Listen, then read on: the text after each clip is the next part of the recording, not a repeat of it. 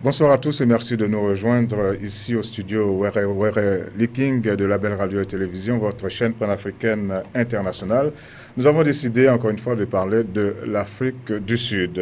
Depuis fin août 2019, de violentes manifestations dirigées contre les étrangers, surtout les étrangers noirs africains, en cours. Et ces manifestations, malheureusement, sont suivies de violentes morts, des morts atroces et de pillages. Alors, quelles sont les causes de telles violentes manifestations et aussi quelles sont les propositions de solutions que l'on peut avoir?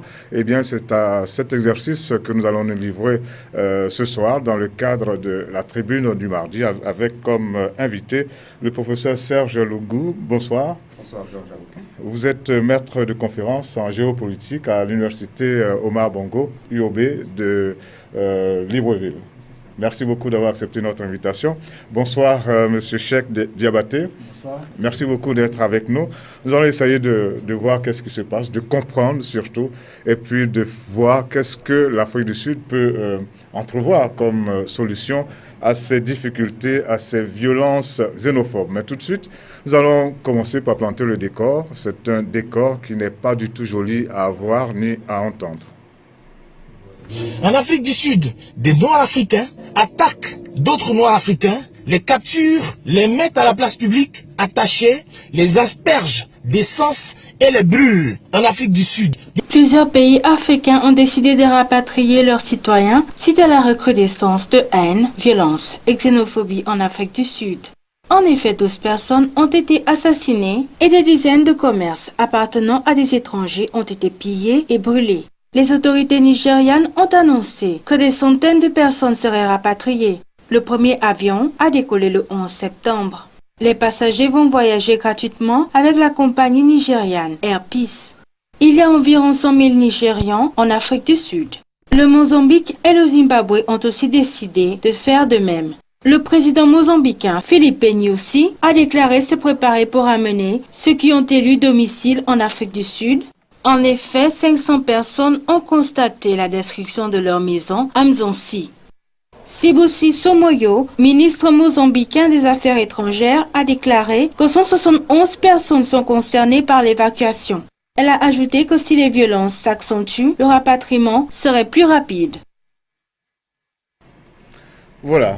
Professeur, tout de suite, quelle est votre réaction quand vous constatez qu'il y a autant de violences en Afrique du Sud, des violences dirigées contre des frères noirs africains? Bon, là, on est humain lorsqu'on regarde ce type d'image. La première des choses, c'est l'émotion que l'on ressent. On est choqué. Mais après, il faut se ressaisir. Et moi, l'enseignement de la géopolitique m'a appris à analyser ce type de problème avec beaucoup de recul. De détachement. Avec beaucoup de détachement pour essayer de comprendre, parce que l'émotion est une mauvaise conseillère. Alors, ces images elles sont choquantes. Elles sont choquantes, mais je voudrais rappeler que malheureusement, les actes de xénophobie, de chauvinisme ou de nationalisme, peu importe comment les nomme, sont malheureusement légion en Afrique. Aujourd'hui, on se concentre sur ce qui se passe en Afrique du Sud, mais je voudrais rafraîchir la mémoire de beaucoup d'Africains pour dire que le cycle d'expulsion de xénophobie en l'encontre d'autres Africains, ce cycle-là, autant que ma mémoire puisse remonter très dans le temps, date d'il y a au moins une cinquantaine, soixantaine d'années. Je vais certainement surprendre beaucoup de personnes pour dire que, du moins en ce qui concerne l'espace francophone, le pays qui a inauguré, peut-être pas avec autant de violence, mais en tout cas, le cycle d'expulsion des Africains, c'est la Côte d'Ivoire à la fin des années 50. Contre des ressortissants dahoméens, comme on disait, togolais, qui étaient dans l'administration, qui occupaient une partie du secteur économique. Ces gens ont été expulsés. Quelques années plus tard, au début des années 60, il y a eu entre le Gabon et le Congo-Brazzaville ce qu'on a appelé la guerre du football. C'est-à-dire qu'à la suite des matchs de football qui s'étaient mal terminés entre les deux sélections, les deux équipes nationales, eh bien, le match s'était déroulé à Brazzaville. Eh bien, il y a eu des émeutes. Les Gabonais ont été expulsés, il y a eu des morts, ont été expulsés du Congo et inversement, les Congolais ont été expulsés du Gabon. Je rappelle que, pour ceux qui connaissent bien Libreville, vous avez un quartier qu'on appelle Likola Moussaka. Aujourd'hui, on a tendance à dire Likola, mais au départ, c'est Likola Moussaka. Mais la Likola Moussaka et la Likola, qu'est-ce que c'est? En fait, ce sont les deux affluents du fleuve Congo, qui montrent bien que les Congolais ont été dans ces quartiers-là et ils occupaient une position sociale. Quelques années plus tard, toujours en ce qui concerne le Gabon, il y a eu cette affaire de coup d'État manqué contre le président Mathieu Kérékou. Et à la suite de quoi, il y a eu des problèmes entre les deux chefs d'État, Omar Bongo et Mathieu Kérékou à l'époque. Et au Gabon, il y a eu un soulèvement de population contre la communauté béninoise qui a été retirée. Je voudrais insister là-dessus pour vous dire que ce n'est pas un phénomène nouveau malheureusement. Je continue donc des exemples pour que les gens comprennent bien. En 81, à la suite d'un autre match de football entre le Gabon et le club camerounais et gabonais, il y a eu des représailles contre les populations camerounaises. Les Camerounais eux-mêmes en 1988, d'après mes recherches, ont eu à expulser 10 000 Tchadiens. La Libye de Kadhafi, que l'on a souvent présenté comme étant une terre d'accueil pour les Africains, nous savons que Kadhafi a joué de l'immigration comme une arme, ouvrant et fermant les vannes en fonction de son humeur, selon qu'il voulait, en fonction des exigences qu'il exprimait. Il n'y a pas plus tard qu'il y a quelques mois encore, il y a eu une véritable chasse contre chasse à l'homme en Algérie, contre les Africains. Pour revenir dans la sous-région, le Congo-Brazzaville a organisé l'opération Mbateya Bakolo, qui signifie littéralement en lingala la gifle du grand frère, qui a vu partir des centaines de Congolais zaïrois, qui eux-mêmes subissent de temps en temps aussi des expulsions de l'Angola, etc., etc. Donc on peut multiplier des exemples comme ça qui montrent que... Autre exemple, là, les Nigérians, pour terminer sur les exemples, le Nigeria dont les ressortissants sont parmi les victimes justement de ce qui se passe en Afrique du Sud. Je rappelle quand même qu'en 1983, le Nigeria a expulsé 1 million de Ghanéens en moins de 10 jours.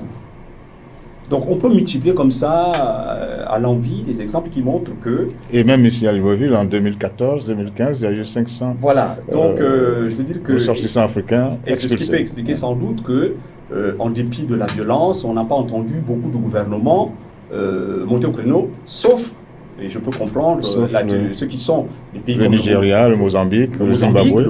Voilà, on aura l'occasion ensemble de revenir là-dessus, qui formaient ce qu'on appelait la ligne de front du temps de l'apartheid. Ça veut dire que c'est dans ces pays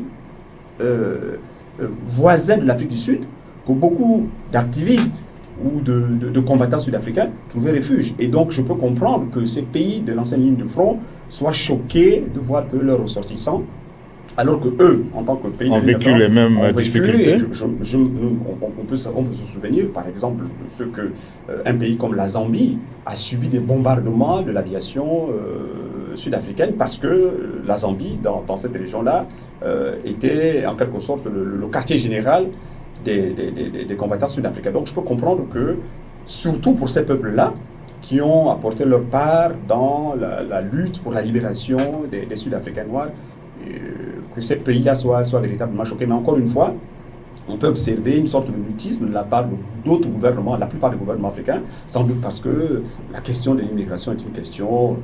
qui n'est jamais traitée avec... Voilà, on va dire... avec sérieux. Avec sérieux et dans certains cas avec beaucoup d'humanité. Ok. Je me tourne maintenant vers notre autre invité, M. Cheikh Diabaté. Quel est votre sentiment quand vous regardez du côté de l'Afrique du Sud et que vous constatez qu'il y a autant de violence en direction de Noirs africains? Je suis déçu pour dire que c'est un sentiment de déception. Et M. Abouké, ça ne peut être autrement que cela. La déception. La déception. Et pourquoi? Pourquoi la déception? Nous sommes humains. Voyez-vous, Et nous avons une histoire. Et cette histoire nous développe une évolution de l'homme dans sa vie, depuis un certain temps jusqu'à nos jours. À l'étape où nous sommes aujourd'hui, dans la saisine des opérations de la conscience, ce qui fait de nous des responsables à part entière, des hommes capables donc d'appréhender les situations. Des êtres humains, donc voilà, dotés d'un cerveau. Voilà, d'un cerveau. Et bien donc, qui vont se comporter comme cela, c'était pas dans l'attente de l'humanité.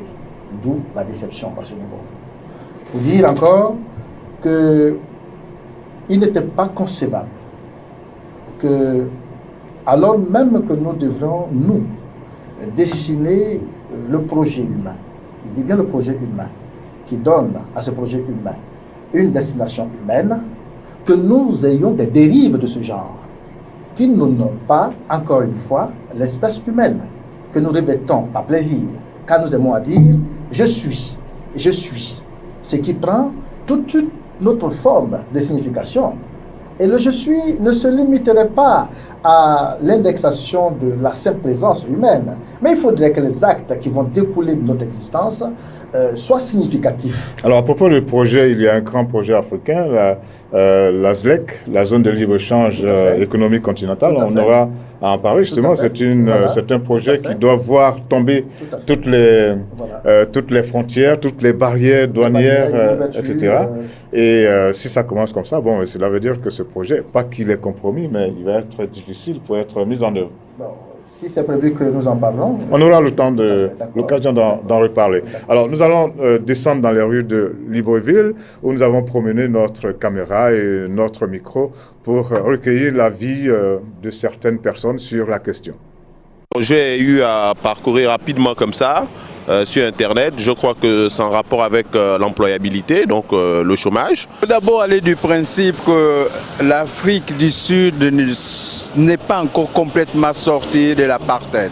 Est-ce que les 3 ou les 4 premiers présidents après Mandela, ou les 3, pour Mandela ça fait 4 je crois, est-ce que ceux-là ont réglé la question de l'apartheid en Afrique du Sud?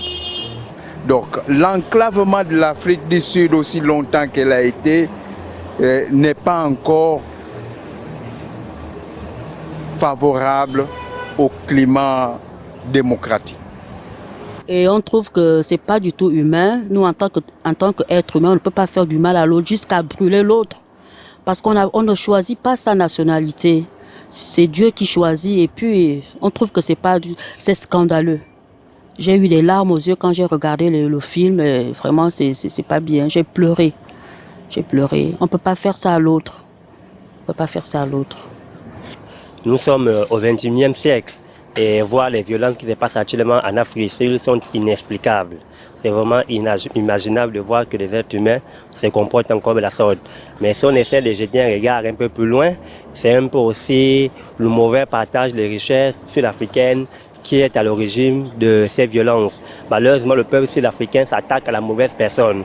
Les Noirs sud-africains, sinon les pays étrangers qui viennent en Afrique du Sud, ne sont pas à l'origine de certains manquements sociaux qu'ils peuvent vivre au quotidien, mais plutôt de s'attaquer aux gouvernants de l'Afrique du Sud afin que les richesses se partagent mieux à toutes les populations.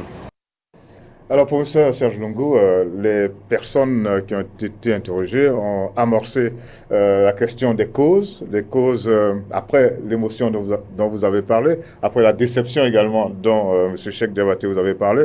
Eh bien, les personnes rencontrées ont abordé la question des causes. Qu'est-ce qui peut expliquer tant de violences, surtout de la part d'un peuple qui a subi lui-même les violences de l'apartheid des Blancs? Je pense que le micro-trottoir est très intéressant parce qu'en fait, on a écouté là l'ensemble des causes à ce phénomène. Et l'explication est ici n'est pas monocausale, il n'y a pas une seule cause, il y a plusieurs facteurs. Alors, parmi les facteurs, vous l'avez dit, alors vous êtes interrogé, à savoir, mais comment les gens qui ont subi des violences peuvent elles-mêmes reproduire ces violences. Oui, je pense que les psychologues sont mieux placés pour savoir. On dit en généralement que l'on a tendance à reproduire ce que l'on a subi. Et je pense que ce qui se passe là... C'est pas l'inverse, on n'a pas tendance à fuir ce qu'on a subi, non? Non, on a tendance à plutôt à le reproduire. C'est pourquoi je dis, je parle sous le contrôle des psychologues. Oui. On a tendance à le reproduire. Mais pour nous avons un philosophe qui est là, peut-être. La question que vous avez posée, il y a un héritage de l'apartheid. Je crois que chaque peuple enfermé dans les frontières qui sont les nôtres, fussent-elles artificielles, arbitraires, et lorsqu'on vit à l'intérieur de ces frontières-là, on vit des expériences nationales qui finissent quelque part par nous différencier du voisin. Alors, quelle a été l'expérience des Sud-Africains? Ils ont vécu quelque chose d'atroce, c'est l'apartheid, que l'on a résumé en une formule qui est assez jolie, mais qui en réalité est beaucoup plus complexe que ça. C'est le développement séparé. Et l'apartheid est une violence, a été un ensemble de violences. Et au fond, le supplice du collier, à savoir lorsqu'on fait passer un pneu en incandescent autour de quelqu'un, et ça ne date pas d'aujourd'hui. Vous vous rappelez les violences en Afrique du Sud du temps de l'apartheid. Alors, je n'ose pas dire qu'il y a un déterminisme, mais c'est à croire que finalement, les gens ont vécu dans cette violence-là, et j'ai tendance à croire que c'est une culture, mais c'est une culture qui découle en fait d'une histoire assez grave, l'histoire de l'apartheid. Et l'un des intervenants tout à l'heure il parlait d'enclavement en réalité, que les Sud-Africains ont vécu dans des bantoustans. Parce qu'aujourd'hui... Et ils sont toujours enfermés dans ces bantoustans. Ben oui, est-ce que aujourd'hui les townships, autant pour moi, sud-africains, sont multi-ethniques?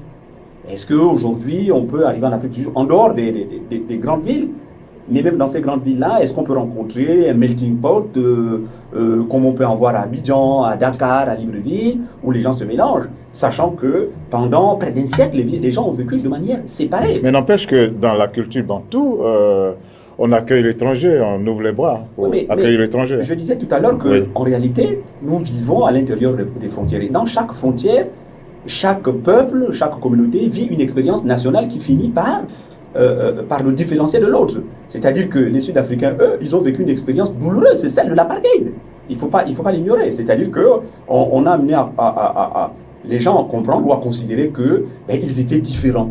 C'est-à-dire que nous raisonnons en termes de majorité noire, mais quand vous avez vécu sous l'apartheid, on vous dit que vous avez beau être noir, mais un Zoulou est différent d'un Kossa, qui lui est différent d'un Tswana, vous vivez avec ça. Mais n'empêche qu'à côté, il y a le Zimbabwe, il y a le Mozambique, etc., qui ont vécu pratiquement la même histoire. Qui ont vécu, la Zambie. Qui ont vécu. Mais oui, mais encore une fois, comme je dis, j'insiste sur le fait qu'on peut avoir globalement la même histoire, à peu près la même histoire coloniale. Mais il n'empêche qu'à l'intérieur de nos différentes frontières, ce sont des expériences totalement différentes qui font qu'on finit par être différents. Donc, l'un des facteurs, c'est d'abord ça. L'apartheid qui aura duré près d'un siècle et qui a laissé des stigmates. Les gens ne sont pas encore véritablement guéris, justement, des stigmates de l'apartheid. Deuxième facteur qui est socio-économique, mais qui lui aussi découle de l'apartheid, c'est que l'essentiel des ressources était contrôlé par des Blancs.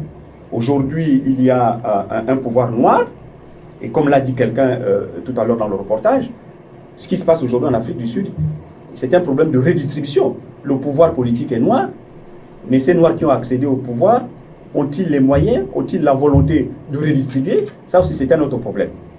L'autre facteur qui découle toujours de l'apartheid, c'est que les Sud-Africains noirs n'ont pas été véritablement instruits. Parce que là aussi, c'est donc un problème d'éducation. C'est un problème d'éducation. D'instruction, au sens de l'instruction. Par exemple, ces Sud-Africains noirs ignorent ils ont le sentiment qu'ils se sont battus seuls, que personne ne les a aidés. Mais ça, on peut le comprendre parce qu'ils ne sont pas instruits pour beaucoup de leur propre histoire. Et tout à l'heure, je parlais notamment des pays de la ligne de front. Je suis convaincu que beaucoup de Sud-Africains ne savent pas quel a été le rôle de tous ces pays qui les entourent, parce que s'en prendre à des Zimbabwéens, encore que déjà s'en prendre à des étrangers, ce n'est pas justifiable, ce n'est pas explicable. Mais si ces Sud-Africains avaient eu conscience du rôle que leurs voisins ont joué dans leur libération, je suis sûr que les choses ne se passeraient pas ici. Je voudrais évoquer... Ils sont battus, j'allais dire, ensemble. Mais ils se sont battus parce que tout à l'heure je parlais de la Zambie, qui a reçu des bombardements, tout ça, tout simplement parce que la Zambie accueillait l'état-major justement de l'ANC. Je pense que si les Sud-Africains, qui aujourd'hui pourchassent d'autres Africains le savaient, peut-être qu'ils n'agiraient pas comme ça. Je voudrais évoquer un aspect très important. Par exemple, beaucoup de personnes s'étonnent de la présence, d'une importante présence de Congolo-Zaïrois. Je dis Zaïrois, vous comprenez, parce que... pourquoi? Eh bien, du temps de l'apartheid, ce sont notamment les Zaïrois, les ingénieurs zaïrois qui partaient de... Aujourd'hui, les ressortissants de la RDC. Oui, mais avant ça, il y a eu des ingénieurs, il y a eu des médecins qui sont allés travailler d'abord. Les ingénieurs sont allés travailler dans les mines parce qu'ils revenaient de la région du Chaba, comme on disait à l'époque, grande région minière, où les Zaïrois avaient été formés. Et comme les Sud-Africains blancs ne voulaient pas aller en milieu rural pour ne pas être au contact des Noirs, qu'est-ce qu'ils ont fait? Ils ont fait venir d'autres Noirs, d'autres Africains, notamment les Zaïrois. Donc ce sont des ingénieurs miniers qui étaient là-bas, ce sont des médecins miniers, et ce sont ces gens-là qui ont en quelque sorte, qui étaient là déjà du temps de l'apartheid, qui ont en quelque sorte servi de tête de pont à l'immigration précisément congolaise. Donc je pense qu'il y a un problème d'instruction, il y a un problème de connaissance même de l'histoire, du rôle joué par d'autres Africains dans le processus de libération. Il y a un problème de redistribution des ressources. Tout ça mis ensemble fait que finalement, on s'en prend, généralement en période de crise, on s'en prend toujours à l'étranger, qui est perçu malheureusement comme étant le bouc émissaire, celui qui est le profiteur situationniste, et c'est ce qui arrive aussi. Okay. Et derrière tout ça, il y a aussi un peu d'instrumentalisation. Ok. Monsieur Cheikh Diabaté, il y a aussi, si on peut continuer sur l'ensemble des causes, il y a aussi que les politiques sud-africains jouent sur cette corde-là. Bien entendu, mais avant d'aller dans ce sens, il ne faut pas avoir peur des mots. Et je crois qu'il faut utiliser des thèmes simples pour que les téléspectateurs nous comprennent mieux. La véritable cause ici, M. Abouké, c'est la pauvreté. Oui, c'est la pauvreté. Et cela peut dans les causes économiques, mauvaise distribution de la richesse. Mauvaise distribution, mais avant d'en arriver là, il faut déjà saisir les difficultés économiques que connaissent aujourd'hui l'Afrique du Sud. Que connaît l'Afrique du Sud aujourd'hui. Je dois vous rappeler qu'au deuxième trimestre passé, ils ont frôlé de peu la récession. Ah oui. Et aujourd'hui, il ne faut pas aussi oublier, il faut que nous nous rappelions qu'ils se disputent le titre de première puissance économique africaine avec le Nigeria. Or, au moment où cela se passe, ils ont eu une croissance économique, on va dire, quasiment nulle. Quasiment nulle. Alors, j'ai parlé de pauvreté pour dire que lorsque l'apartheid finit, l'apartheid que nous avons vu comme une personne morale ayant été un obstacle à l'épanouissement du Sud-Africain. Quand cet apartheid finit, on va dire, le Sud-Africain croit et pense fort que sa misère est totalement finie. Et c'est que le président Nelson Mandela également a compris, puisqu'il va, en ce moment-là, comme pour désenclaver l'Afrique du Sud, ouvrir l'Afrique du Sud aux autres pays notamment africains. Et vous allez sans prendre certaines dispositions, malheureusement, sans préparer les Sud-Africains à cela, malheureusement. Et vous avez vu, je ne sais pas si c'est le cas au Gabon, mais je crois que du Gabon en Afrique du Sud, il n'y a plus de visa. La Côte d'Ivoire, notre pays, je pense, avec l'Afrique du Sud, il n'y a pas de visa. Donc, ainsi de suite, il y a eu des choses comme ça, mais non sans préparer, malheureusement, les Sud-Africains à la chose. Comment est-ce qu'on devrait les préparer? On devrait les préparer... On va aborder tout à l'heure avec la fameuse réconciliation dont il a été question à un moment. Vous savez, moi, je suis de ceux-là qui pensent que cette réconciliation n'a pas été faite sincèrement, n'a pas été faite correctement. Réconciliation à l'intérieur de l'Afrique du Sud d'abord. Parce que, voyez-vous, tous Sud-Africains désormais se reconnaissaient à Nelson Mandela, mais sans se reconnaître les uns aux autres réellement. Ça veut dire que Nelson Mandela était comme un aimant autour de qui tout le monde se greffait, mais quand il part, tout le monde se divise automatiquement. Pour dire qu'il faut mettre ici une différence entre réconciliation et rassemblement. Oui, il y a une différence à cela. Pour moi, Nelson Mandela a réussi à rassembler les Sud-Africains, mais non sans on va dire, les réconcilier. Et cela est un facteur important à souligner. Parce que quand les gens ne sont pas réconciliés, quand les gens ne sont pas réellement ensemble, je dis bien réellement ensemble, comment voulez-vous qu'ils s'acceptent? Ils ne s'acceptent pas. Et qu'ils acceptent les autres. Et quand ils ne s'acceptent pas, ils ne peuvent pas non plus accepter les autres. Et c'est ce qui va arriver. Quel est le problème fondamental? Le problème fondamental, c'est qu'après l'apartheid, je le répète, quand ils pensent qu'ils vont aspirer à un épanouissement de droit, n'est-ce pas, des gens vont venir, parce que l'Afrique du Sud est ouverte désormais. Mais ces gens qui viennent là deviennent un autre ennemi. L'homme est un animal de désir. Ça, il faut le souligner au passage. Et vous avez dit quoi? L'homme est quoi? Un animal de désir. Okay. C'est même notre première caractéristique. On aurait dû avoir un psychologue, peut-être, comme vous avez dit. Non, ça c'est clair. Tout le monde est d'accord. Vous désirez, je désire, il désire. Si vous ne désirez pas, nous allons douter de votre statut d'homme, M. Abouké. Mais parce que nous désirons malheureusement parfois les mêmes choses, nous rentrons facilement en conflit. Et quand vous venez sur mon territoire, vous devenez pour moi un ennemi, tout de suite. Bien. Maintenant, pour ne pas qu'il en soit tel dans la réalité, il faudrait que j'ai une conscience beaucoup plus préparée pour vous accepter. Et puis, de ce fait, aller sur des bases de cohabitation qui permettent la pacificité, la cohésion, etc. Toutes choses qui peuvent mener à bien un développement.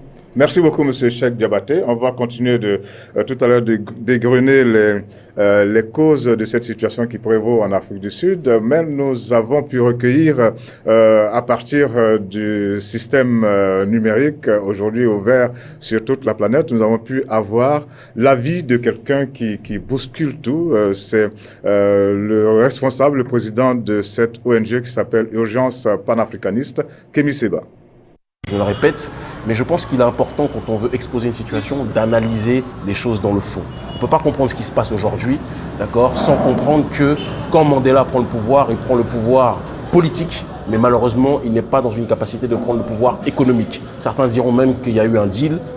Eux la majorité noire reprenait le pouvoir politique, mais on laissait le pouvoir économique à la minorité blanche, qu'elle soit bourre, donc catholique, chrétienne, bourre ou juive, blanches, telles que les Oppenheimer, par exemple, qui contrôlent une grande partie de l'économie du pays aujourd'hui encore. Et certains diront que donc, Mandela a trahi parce qu'il n'a pas été capable de tout prendre. Les choses ne sont pas aussi simples que ça, malheureusement.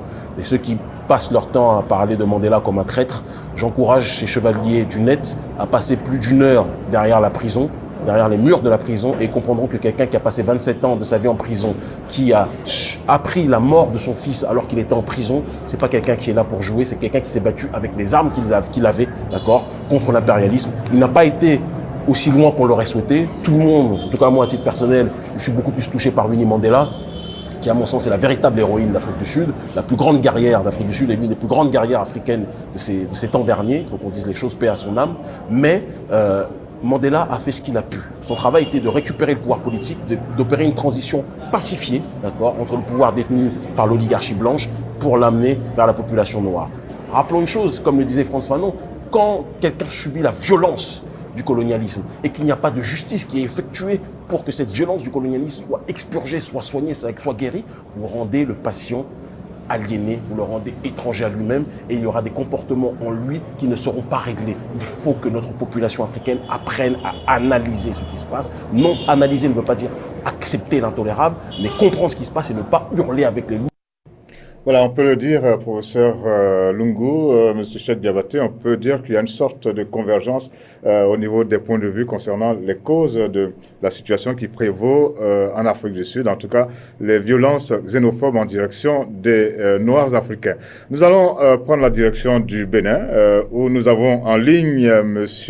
Isiaka Soulé, qui est un journaliste chevronné, qui a regardé un peu partout ce qui se passe sur le continent africain et qui a son mot à dire concernant les violences en Afrique du Sud. Bonsoir, Monsieur Isiaka Soulé. Tout de suite, donnez-nous votre avis. Comment expliquez-vous ces causes, ces violences en Afrique du Sud?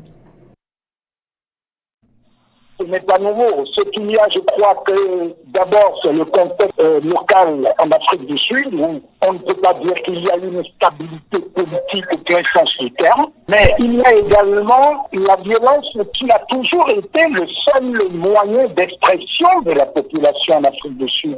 N'oubliez pas, disons, je vais très loin, par exemple, des manifestations de Sharpeville où ils ont appris à affronter les forces de l'ordre pendant l'apartheid. Et jusqu'à, je regarde encore Bouteflika, qui a utilisé même la violence. Je me souviens, moi-même par hasard, j'étais à Johannesburg et ce jour, il a fait rentrer des gens au moment où les élections qui ont amené Mandela au pouvoir était très proche.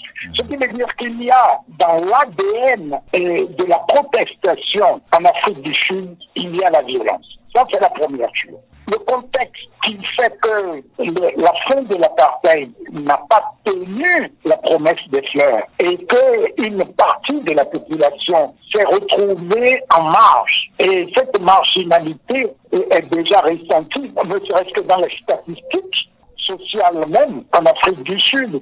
Combien de meurtres, combien de viols, combien de vols et combien de crimes. Ce qui fait que lorsqu'ils vont trouver le prétexte, disons, de l'étranger, on a toujours eu cette impression que l'étranger vous vole votre pain, que l'étranger est mieux nanti que vous. Et je pense que si cela rencontre le fait que Cyril Ramaphosa n'a pas tout le pouvoir. On voit d'ailleurs les déclarations de la ministre des Affaires étrangères, où on constate que même le gouvernement est pris de court. Et là, à la dernière réunion africaine, Ramaphosa a été obligé, et c'est un aveu de paralysie, puisqu'il a été obligé de demander pardon et de s'excuser, si vous voulez, le terme approprié, et de présenter des excuses aux autres peuples d'Afrique et qui s'attendaient à autre chose. Alors, je crois que tant qu'on n'aurait pas aggloméré tous ces paramètres, on ne pourra pas expliquer non seulement cette violence qui n'est pas nouvelle, mais on ne pourra pas expliquer que cette violence ne puisse être point contenue. Et elle n'est pas contenue jusqu'à ce jour, on le voit clairement. Donc cela signifierait qu'il faudrait d'abord des problèmes internes, et disons, pour résoudre des problèmes, des solutions internes pour résoudre des problèmes internes, avant qu'on ne puisse espérer que la xénophobie ne va plus engendrer ce type de confrontation, ce type de violence.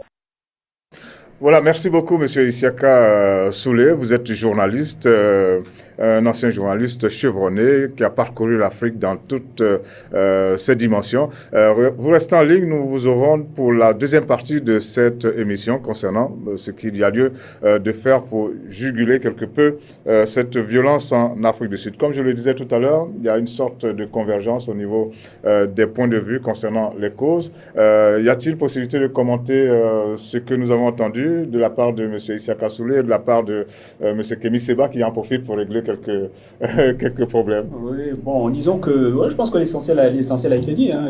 Vous l'avez vous-même répété, il y a une convergence de points de vue. Les facteurs historiques, c'est-à-dire que l'héritage de l'apartheid et la situation économique, ce sont des facteurs surdéterminants. Tout à l'heure, M. Cheikh a parlé de réconciliation. Oui, il a parfaitement raison. La réconciliation n'est pas achevée. Il y a une réconciliation symbolique à travers la commission Vérité et réconciliation, où les gens sont venus, se sont lavés les mains de manière symbolique et tout ça. C'était nécessaire. Mais la réconciliation ne sera achevée que lorsque, finalement, on va engager une véritable politique de redistribution. Voilà, de redistribution. Qui pose aussi des problèmes, notamment la redistribution des terres. La redistribution des terres, le partage équitable des fruits de la croissance. Ce n'est qu'à ce prix-là que je pense qu'on parlera de réconciliation. L'éducation, c'est fondamental. Et comme je le disais tout à l'heure, beaucoup de Sud-Africains, à leur corps défendant, ne savent pas véritablement le rôle joué par les étrangers, par les Africains, dans leur libération. S'ils avaient été instruits de ces choses, je pense qu'on n'aurait peut-être pas autant de violence. Et comme l'a dit M.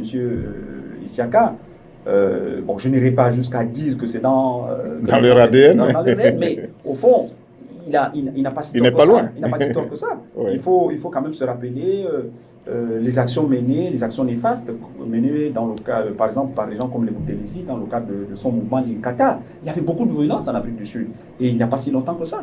Ça fait à peine 20 ans, 25 ans, enfin d'un quart de siècle simplement. Pour la vie d'une nation, ça ne fait pas beaucoup. Donc, il y a une violence qui est présente. La violence n'est pas simplement celle qui est exprimée à l'encontre des étrangers. Mais on nous dit par exemple que l'Afrique du Sud a le taux d'homicide l'un des plus élevés au monde. Donc c'est une société très... Le viol est l'un des plus élevés au monde. Donc c'est une société qui criminogène. Où la violence est vraiment lancinante, et tout ça est un peu l'héritage de l'apartheid. Alors rapidement, on va parler, M. Cheikh Diabaté, de la réaction des autorités sud-africaines. Beaucoup pensent que ça a été une réaction timide. Quel est votre sentiment? Je dois dire que, à quelques situations près, c'est à cette réaction seulement qu'on pouvait s'attendre, du moins pour l'heure qu'il fait. Parce que ce que de nombreux observateurs ne comprennent pas, c'est que ce n'est pas la première fois que cela arrive. Non, et donc, quand c'est comme ça, on prend des dispositions. En 2008, pardon, en 2008 et en 2015. Il y a eu 2017 également, c'est récurrent en tout cas. Non, je veux dire, le président pouvait faire autre chose pour le moment à chaud que de condamner dans un premier temps. Dans un second temps, s'assurer. Mais moi, je parle encore de la réaction des autorités. On voit par exemple des marches, une marche qui n'est pas encadrée et qui dégénère en pillage, en chasse à l'homme. Non, mais le président a pris des prédispositions à ce niveau-là, des dispositions même aussi également. Seulement, les dispositions sont une chose, la détermination du peuple à aller vers la violence en a une autre qui peut ne pas être contenue. D'ailleurs, les forces de l'ordre, c'est leur rôle. Et donc, même les forces de l'ordre sont également des Sud-Africains. C'est pour ça qu'on les appelle forces de l'ordre. Naturellement, parmi lesquels aussi il y a des frustrés, il y a des gens qui n'est-ce pas, sont d'accord avec ce qui se fait. Ce qui peut faire que l'action qu'on attend d'eux sur le terrain ne soit pas efficace telle qu'on l'attend. Ok. Alors, il va nous être difficile d'aller au fond de toutes les questions, mais tout à l'heure, on a parlé de la ZLEC, la zone de libre-échange continentale. C'est l'un des grands projets de l'Afrique, un des grands projets portés par l'Union africaine. Comment est-ce que ce projet peut peut se dérouler, peut atteindre sa réalisation si l'on a des difficultés comme celle-ci, notamment en Afrique du Sud, mais il y en a d'autres. Actuellement, il y a par exemple le Nigeria et ses voisins, le Bénin, le Burkina Faso, le Niger, etc. Bon, cela veut dire qu'il y a vraiment du pain sur la planche. Oui, bien sûr, monsieur Abouké. Il faut être d'accord sur, en fait, tant qu'il y a violence, il ne peut pas avoir de tranquillité dans quoi que ce soit. On va dire l'économie, puisqu'on parle de libre-échange, on parle d'économie, ne peut être prospère que si les gens sont en paix, que si les gens entretiennent des relations de convivialité. En réalité, c'est cela. Donc, j'étais en train de vouloir penser à comment faire aujourd'hui pour sortir de ce carcan.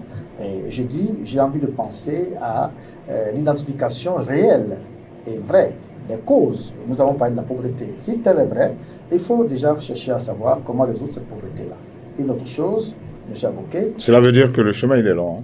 Il est très long. Étant donné qu'une bonne partie de la population sud-africaine noire. La volonté politique également.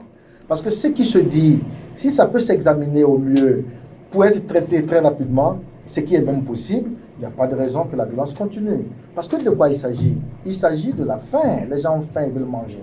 Voyez-vous, quand ces violences-là se manifestent, c'est autour des commerces des étrangers. Comme pour dire, chers étrangers, vous avez ce que nous devons manger. Alors nous, on fait remarquer toujours aussi que il n'y a pas que les Noirs étrangers. Là-bas, il y a des étrangers blancs. Non, bien entendu, il y a des étrangers blancs. On ne demande pas qu'on s'attaque à eux, mais bon. Nous avons vu souvent. C'est pourquoi je vais finir par ce niveau-là, pour dire qu'il faut aussi identifier, n'est-ce pas, les individus qui sont en plein dans cette violence-là. Parce que bien sûr, on dit Sud-Afrique, mais ce n'est pas tous les Sud-Africains. Il faut aller classifier les hommes pour dire qu'il y a des hommes d'une certaine classe qui le font, mais il y a d'autres qui ne le font pas, qui ne sont pas d'accord avec ça. Peut-être quelqu'un d'un certain niveau ne pourra pas se livrer à une telle activité. Alors il faut que ceux qui ne sont pas d'accord élèvent la voix. Voilà, élèvent la voix, mais que ceux qui sont même d'accord, qui sont en train de le faire, qu'ils soient recensés, qu'ils soient identifiés et que nous comprenions leur mentalité, on va dire le degré de leur coefficient intellectuel pour que, travaillant sur cela, les choses puissent s'améliorer. Parce que c'est aussi, encore une fois, et le professeur l'a dit, un problème d'éducation. Ce travail n'a pas été fait en amont juste après les années apartheid. Malheureusement, et c'est de ça que je parlais. Tout n'a pas été bien fait. C'est vrai, nous sommes tous d'accord pour dire que le président Mandela, il est un exemple à suivre et tout cela, mais c'était un humain. C'était un humain, il faut le dire. Et si c'était un humain, il faut alors accepter qu'il ait pu ne pas faire bien certaines choses, ou alors certaines choses lui a échappé. Alors, ok, d'accord. Alors, comment se fait-il que les présidents qui ont suivi Nelson Mandela n'ont pas pu continuer sur la voie qui a été tracée. Justement, permettez-moi de terminer. Allez-y. Ouais. C'est ce que j'allais dire. Pour dire, M. Mandela n'a pas pu ou n'a pas eu à faire... N'a pas eu le temps. Voilà, à mettre en place un moyen pour relayer sa politique. Et ça se peut remarquer dans pas mal de pays également où des gâchis ont été constatés. Je vais parler également de la Côte d'Ivoire à ce point-là. Il se dit de la Côte d'Ivoire que si M. Félix Houphouët-Boigny, premier président de ce pays-là, avait pu mettre en place une politique qui prenne en compte, n'est-ce pas, un relais, c'est-à-dire préparer tout ce qui allait venir ensuite, peut-être que certaines choses qu'on a vues ne se seraient pas produites. Ok, peut-être. Ok, je me tourne vers vous, professeur Serge Lungo. Oui, sur la question... j'évoquerai, je dirais, une problématique qui a été développée par les spécialistes de sciences politiques. C'est celui de la succession du leader charismatique. Nelson Mandela était un leader charismatique.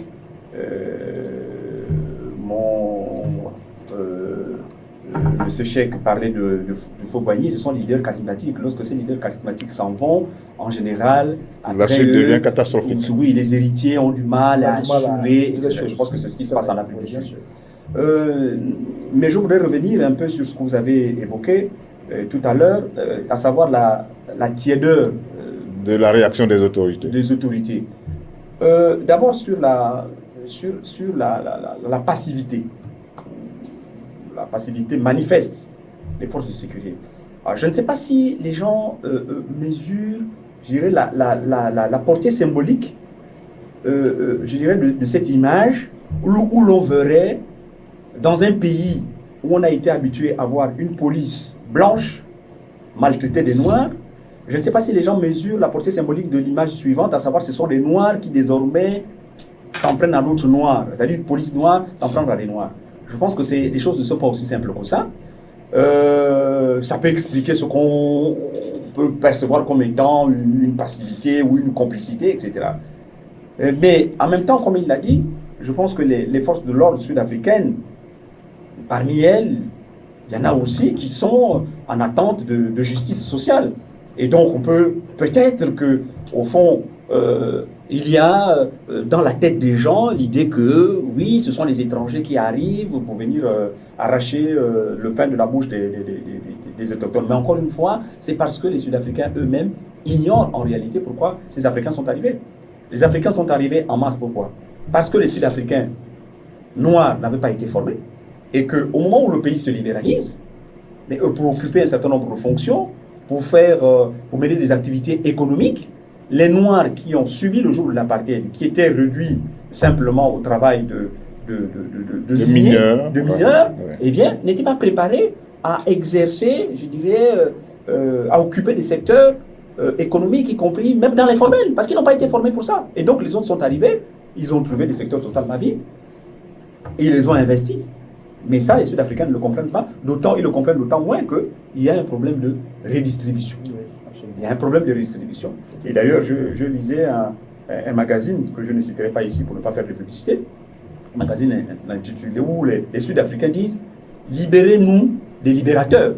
Parce qu'aujourd'hui, ceux qui sont au pouvoir, ils ont quoi comme discours?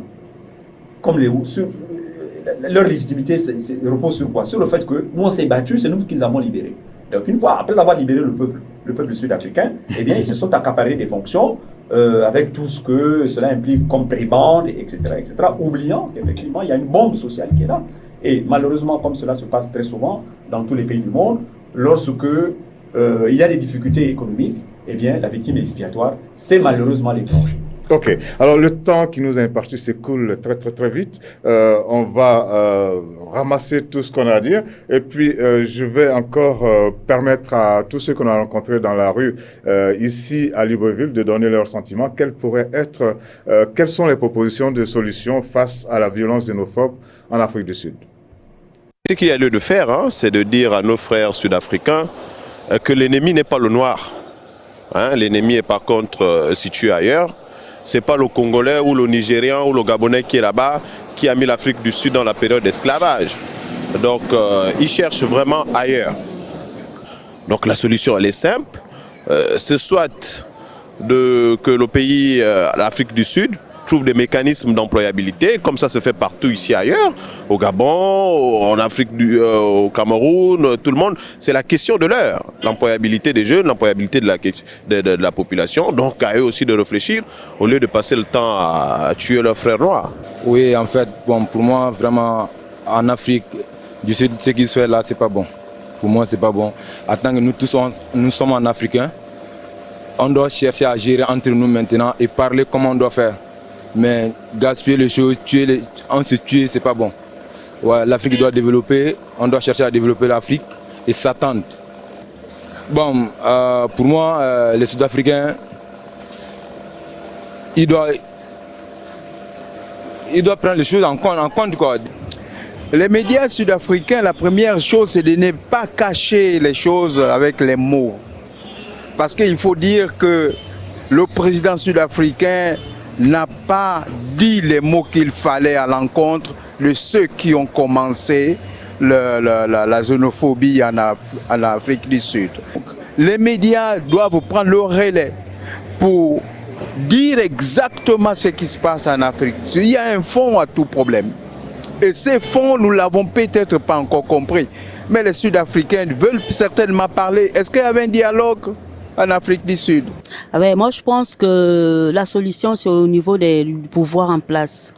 Que le pouvoir en place prenne ses responsabilités. C'est tout ce que je peux dire.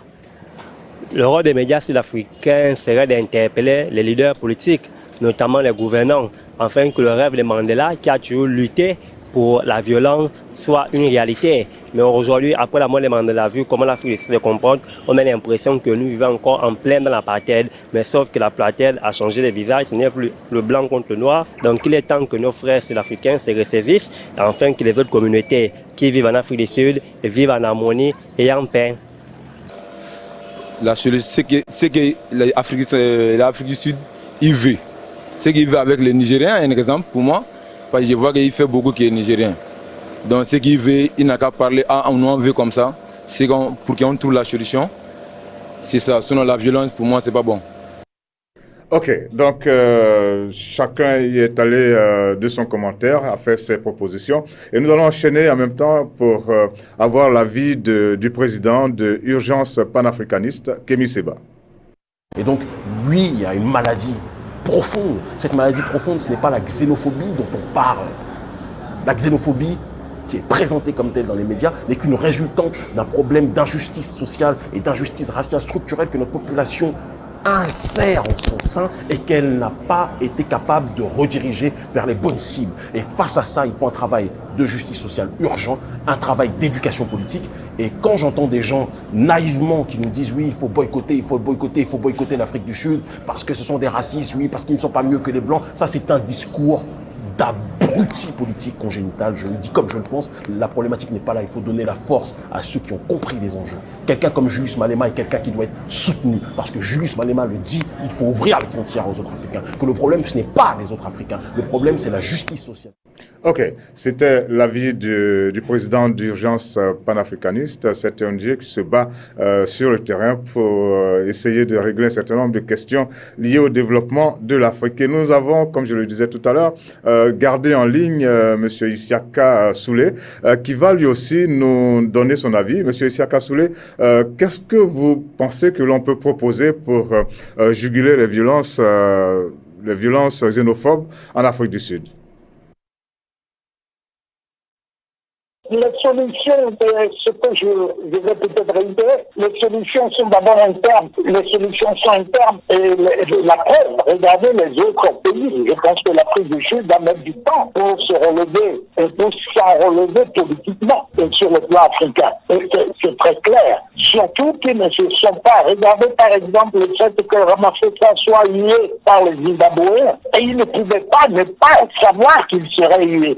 Mais il ne pouvait pas non plus ne pas aller aux obsèques officielles de Mugabe, puisque l'ANC a bénéficié d'un soutien spécial auprès de Mugabe. Donc nous sommes ici face, je dis bien, à des paramètres d'abord internes avant de songer à des solutions qui seraient des solutions panafricaines. Il ne peut pas y avoir de solutions panafricaines à moins de déclarer l'état d'urgence dans certaines localités. Et politiquement, il faudra que Ramaphosa y pense par 3 fois avant de pouvoir prendre des mesures de coercition. Je crois qu'il faudrait peut-être essayer de voir du côté des jeunes dissidents de l'ANC et essayer de s'entendre avec eux pour que les jeunes, parce que c'est une soif de stabilité économico- et socio-économique que les jeunes manifestent comme ça en s'attaquant aux étrangers. Mais il y a aussi un autre problème, c'est que l'Afrique du Sud n'avait pas mesuré l'étendue des dégâts qui étaient déjà causés par ces affrontements et a voulu ostraciser les Nigérians, des criminels, des Africains, des bandits, etc. etc. Bon, il faut connaître ce qui se passe à Soweto pour savoir qu'aucun étranger ne peut égaler disons, les comportements asociaux des Sud-Africains eux-mêmes. Donc, ce qui veut dire qu'il n'y aura pas de solution tant que l'Afrique du Sud, c'est-à-dire le gouvernement sud-africain, n'aurait pas résolu un certain nombre de problèmes internes. Bien, je vous garde en ligne, Monsieur Isiaka Soulé. Vous êtes un journaliste chevronné, une grande expérience. Alors, quel pourrait être le rôle des médias? Le rôle des médias, d'abord, il y a une chose. D'abord, les médias sont appelés à rapporter les faits. Ce qui veut dire que si les médias sont en train de rapporter les faits, cela donnerait peut-être l'impression qu'ils sont en train de soutenir les leurs, c'est-à-dire les gens de leur audience directe, de leur auditoire, de leur lectorat. Mais c'est au gouvernement de prendre des mesures et que les médias vont amplifier. Mais les médias en tant que tels ne peuvent pas tous se mettre à la mode service public en train de donner des leçons d'instruction civique. Il y a des médias qui sont peut-être faits pour ça. Ce seraient les médias de service public, les médias gouvernementaux, peut-être les médias communautaires qui sont aussi assez développés en Afrique du Sud. Mais il ne faut pas qu'ici encore nous commencions à condamner que les médias mettent le feu. C'est pas encore les 1000 communes en Afrique du Sud. Et donc, ce qui fait que quand on lit les journaux par rapport à ce que nous pouvons lire à partir de l'extérieur, là, à l'Internet, ils essaient parfois d'expliquer, mais je pense que tous arrivent au point où, si ce n'est pas le gouvernement qui déclenche lui-même une campagne d'instruction civique et de pacification des envies et des débordements, moi, je ne vois pas trop ce que les médias peuvent faire et il ne faut pas s'attendre à ce qu'il y ait quelque chose de la part des médias, sinon, qu'en voulant critiquer le gouvernement, il donne l'impression de donner raison à ceux qui causent les troubles. Merci beaucoup, Monsieur Isiaka Soulé. En tout cas, nous vous souhaitons d'avoir une bonne soirée là-bas au Bénin. Et chaque fois que nous pourrons, nous entrerons en contact avec vous pour avoir un éclairage sur un certain nombre de questions liées au développement de l'Afrique et notamment au développement du journalisme. Merci encore. On va boucler cette émission. Le temps s'est écoulé très rapidement. Monsieur Cheikh Diabaté, il faut que je rappelle que vous êtes professeur de philosophie au lycée évangélique Habitam. On va boucler, on va avoir votre mot de fin sur les propositions de solutions. Bien, merci. Il faut dire que nous étions sur un thème aussi important. Je pense qu'il faut, je l'avais déjà dit, prendre en compte l'aspiration du peuple sud-africain. Vous comprenez? Le travail du temps est un droit. D'accord? Et à ce travail-là, chaque personne qui jouit de toutes ses facultés, normalement, aspire. Et pas plus que quelqu'un qui vit chez lui, il voudrait bien pouvoir s'affranchir, s'épanouir. Et cela passe par l'obtention d'un emploi. Nous voudrions donc en appeler la conscience de tous les gouvernants pour dire de mettre tout en œuvre pour que les natifs, les locaux, n'est-ce pas, ne soient pas laissés pour compte, n'est-ce pas, au bénéfice de qui que ce soit. C'est des prioritaires, il faut vraiment le régler. Et ce n'est pas être xénophobe que de donner du travail à un national au détriment de quelqu'un qui s'appelle migrant. Ce n'est pas être xénophobe que de faire cela. Donc, encore une fois, les gouvernants doivent prendre leurs responsabilités, ils doivent pouvoir trouver du travail. On nous a fait remarquer qu'il y a aujourd'hui 30% de chômage en Afrique du Sud. C'est énorme, c'est énorme. Il faut faire tout pour que cela soit réduit et minimisé. Voyez-vous, c'est de ça qu'il s'agit. Alors, il s'agit de clairement faire en sorte que la pauvreté soit réduite. Je disais aussi, pardonnez-moi rapidement, que tout le monde qui manifeste aujourd'hui n'est pas nécessairement, on va dire, dans ce registre-là parce qu'ils le veulent. Ils le font certainement parce que le besoin il est réel. Donc il faut les satisfaire. C'est ce que je pense dire. Ok, merci beaucoup M. Cheikh Diabaté. Professeur Serge Lungu. Oui, très court. Je savais très court. Deux types de solutions. D'abord en direction des autres pays africains. Le gouvernement sud-africain doit envoyer des gages, un message pour faire comprendre aux autres Africains que tout ce qui est arrivé n'est pas de son fait, même si on a eu l'impression qu'il a été déporté. C'est vraiment important parce que beaucoup de pays africains, comme je l'ai dit, ont soutenu justement les militants de l'ANC. Je voudrais donner une autre indication. Beaucoup de militants de l'ANC voyageaient à travers le monde avec des passeports d'autres pays africains, notamment des passeports gabonais, des passeports diplomatiques. Ce n'est pas rien. Et l'autre solution, c'est à moyen et à long terme, c'est l'éducation. L'éducation, parce que les Sud-Africains, on parle de 30% de chômage. Mais ils sont au chômage pourquoi? Ils sont au chômage parce qu'ils n'ont pas les qualifications, ils n'ont pas été formés pour ça. Voilà. Donc, éducation, redistribution, et puis enseignement de l'histoire aussi.